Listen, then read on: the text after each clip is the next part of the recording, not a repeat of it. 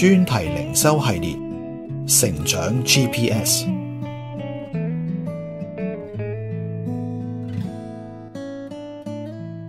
第59篇，旁觀者清。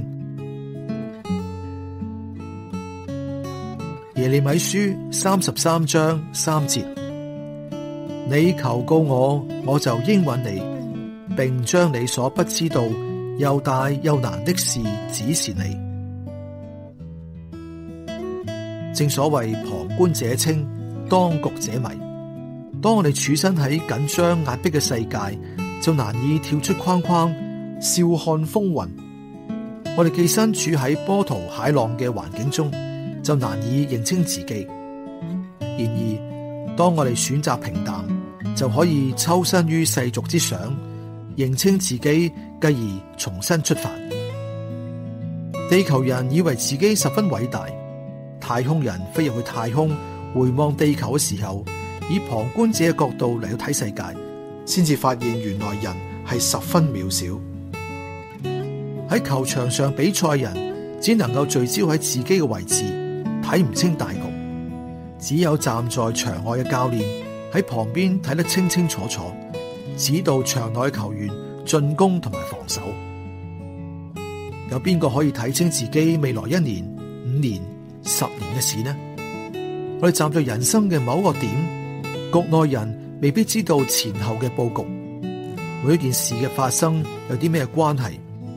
然而上帝知道，佢喺母腹中已經知道認識我哋，佢深知我哋嘅性格、心思意念同埋一切所遭遇嘅事情。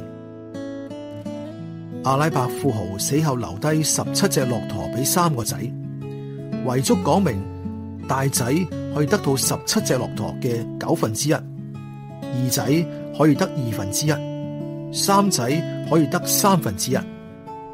但係任佢哋點樣分配，亦都唔能夠將呢17隻駱駝分得均匀。最後有位聰明人替佢哋解決咗呢個難題。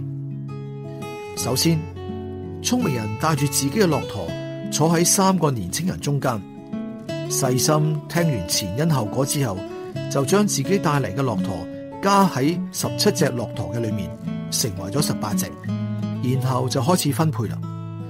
佢將18隻嘅1/9，即係2隻分俾大仔；18隻嘅1/2，即係9隻分俾第二個仔。